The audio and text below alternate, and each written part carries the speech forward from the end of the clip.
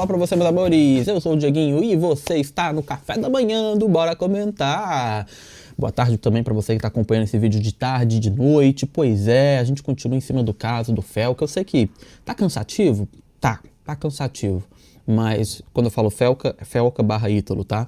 Porque quando eu falei isso aqui na primeira vez que a gente trouxe esse assunto, e eu vou falar agora de novo, porque é meu compromisso com vocês. Eu sou jornalista, eu já falei isso aqui também algumas vezes, e a gente, quando está em cima de um caso, a gente sabe que a polícia, a justiça, né, os investigadores, eles não entregam pra gente tudo aquilo que eles já sabem. Isso vai sendo soltado aos poucos, tá? Não é uma técnica, não é uma estratégia, mas tem um objetivo para isso acontecer. Qual é? É você não atrapalhar o andamento das investigações e, principalmente, você ter certeza daquilo que você está colhendo de informação, porque é um grande quebra-cabeça, e um quebra-cabeça não fica pronto da noite para o dia, né? Você que já deve ter visto vídeos de quebra-cabeça sendo montado aí pela internet afora, sabe que demanda tempo. E é justamente nesse ponto que a gente vai chegar agora, tá? A gente teve ontem, na entrevista do Felca ao Fantástico, né? O momento em que ele fala sobre a casa dele aqui em São Paulo, ele recebe o repórter do Fantástico, enfim. Porém, na mesma reportagem, foi mostrado que a equipe do programa da Globo foi atrás dos ex-funcionários do Ítalo Santos. E esses ex-funcionários trouxeram informações que até então a gente não tinha acesso, tá? E são informações que mostram que essas crianças, esses adolescentes, eles não eram só produtos, mas eles também tinham que ficar ali sobre uma série de regras para viver e conviver na mansão do Ítalo Santos na Paraíba, tá? É uma espécie de regime, de rotina, e muitos deles também foi revelado pelos ex-funcionários. Não estavam indo para a escola corretamente, faltavam as aulas, tá? O Ítalo chegou, palavras de um dos próprios ex-funcionários, um dia, a fazer stories mostrando que eles estavam se arrumando para ir para a escola, e logo depois que ele postou os stories, ele falou: pode tirar a mochila, vocês não precisam ir para a escola hoje não. Então, isso tudo é muito grave. Além disso, falta de higiene. Nessa imagem aqui do print que a gente fez, tem aqui, ó, eles não tinham muito um ambiente limpo, ou seja, era uma mansão de luxo, mas era uma mansão nojenta, era uma mansão porca, né? E aí, ela também, a funcionária, né, que não quis se identificar, diz que tudo tinha que andar conforme o que o Ítalo queria, conforme os desejos dele, tá? Aí ela fala: os telefones eram guardados em uma caixa, os telefones dos adolescentes, tá? Numa caixa no quarto dele. Ele tinha medo que filmassem o que ele era por trás das câmeras. A mulher também relatou como era a alimentação dos adolescentes. De acordo com ela, só podiam comer quando ele acordava e quando ele deixava, tá? Outro ex-funcionário também disse que os jovens passavam noites em claro e fingiam ir para a escola. Abre aspas. Inclusive já teve filmagens que ele fez para postar na rede social que as crianças estavam indo para a escola e após desligar as câmeras, elas não iam para a escola. Ou, se acontecesse de irem para a escola e surgir alguma agenda ou algo que precisasse de algum deles, eles iriam lá simplesmente pegar a criança, como já aconteceu. Ou seja, a criança estava na escola, o adolescente estava na escola, né? E aí o Ítalo precisava daquela pessoa para fazer alguma gravação. Ele ia lá na escola e tirava a criança. De acordo também com as investigações, um deles chegou a ficar cerca de 50 dias sem estudar. O inquérito foi instaurado e depois que Ítalo Santos cumpriu algumas regras, foi arquivado. Os dois... os entrevistados acabaram, os ex-funcionários acabaram, claro, trazendo esses novos detalhes e ainda trouxeram mais um. Os menores de idade também tinham acesso livre. Preste atenção no que eu vou falar. Acesso livre à bebida alcoólica, tá? A reportagem cita uma adolescente também que teria ficado grávida, a Camilinha, né, que a gente já sabe aí quem que morava na casa do Ítalo. A Camilinha, inclusive, gente, ela teria ficado grávida do irmão do Ítalo, tá? Flávio Gondim, que é procurador da Paraíba, afirmou que Havia basicamente um reality show dentro da casa, com monetização dos vídeos e diferentes formas de receita, ou seja, publicidade pelas redes sociais, publicidade pelas plataformas, enfim. Abre aspas. Inquestionável a existência de uma relação de trabalho, disse ele, referindo-se à relação dos adolescentes com o influenciador Ítalo Santos.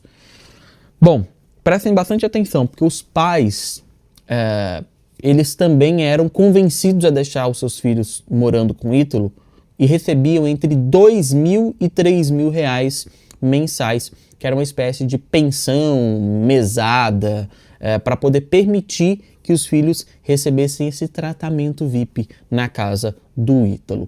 E o que mais revoltou os investigadores é que não houve nenhuma reclamação no Conselho Tutelar ou em qualquer órgão da Justiça brasileira por parte dos responsáveis pelos adolescentes e pelas crianças, ou seja, os pais, que é quem deveriam proteger os próprios filhos. E aqui, gente, eu volto a falar e volto a dizer o porquê que isso acontece. Porque os pais olhavam para o Ítalo como alguém confiável, olhavam para ele como alguém rico e que poderia e forneceria uma educação e oportunidades de vidas que muitas vezes eles não conseguiriam porque são pessoas com um menor poder aquisitivo, não é? Em algumas situações também, pelo que a gente já viu aí, pessoas que nem dinheiro tinham para ter uma vida digna aí, só para você ter uma ideia, né? São crianças que foram resgatadas, entre aspas,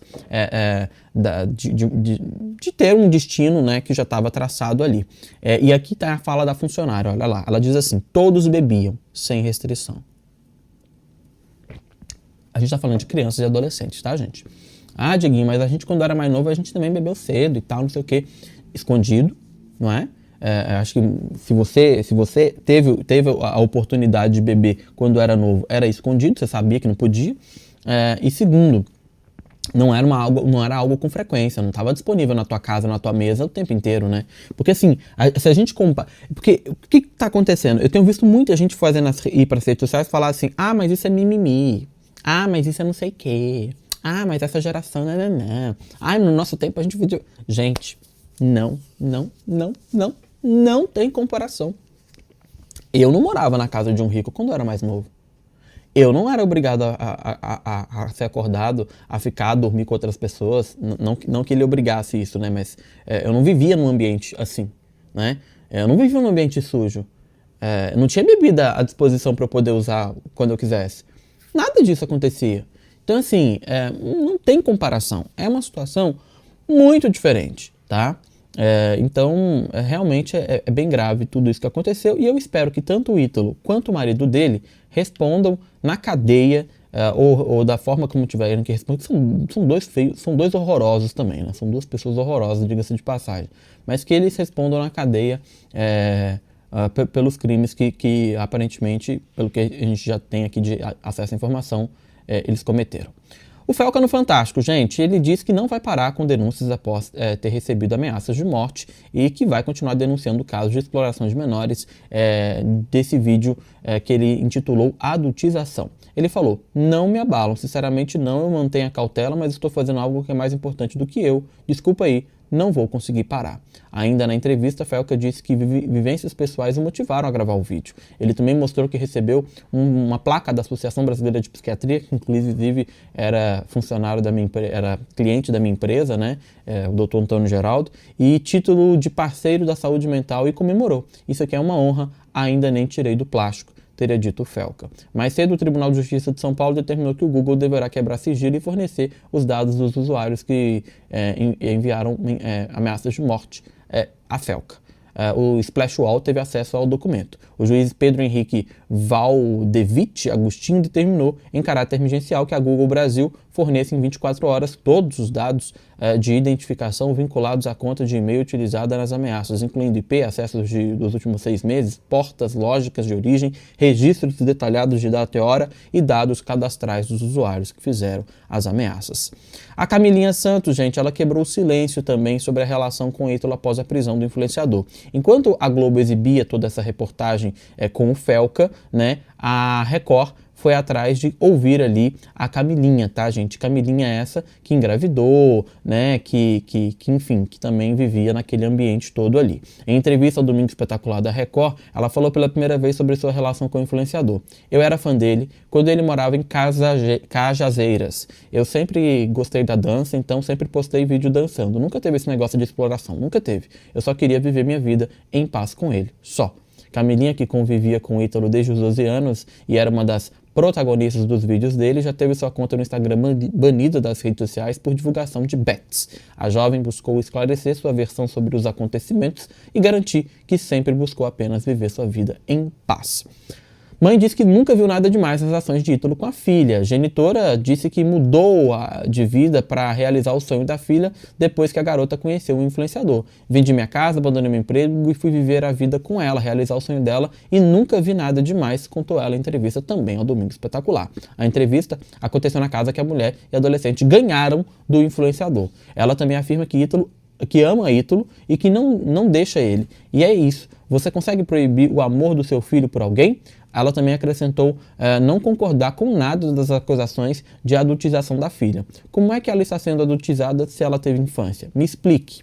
A adolescente também foi ouvida pela reportagem. Ela contou que sempre gostou de dançar e nunca teve esse negócio de exploração, nunca teve. O advogado de Ítalo declarou que a relação do cliente com as adolescentes é familiar e que eles são amigos de longa data. O pai também falou sobre o caso. O pai da menina, divorciado dessa mãe, disse que procurou as autoridades e ouviu que a justiça era lenta. Segundo a emissora, em 2019, pela primeira vez, ele denunciou a exploração da imagem da filha ao Conselho Tutelar da cidade. Procurada pela emissora, o Conselho Tutelar declarou que fez todos os procedimentos legais e acionou os órgãos competentes. Bom, gente, o que a gente pode tirar de conclusão de tudo isso aqui? Que esse cara é um canalha, né? E que a justiça tem que agir contra ele e que as mães, os pais, não vão depor, não vão falar nada contra ele, porque só veem o lado dos benefícios que ele forneceu.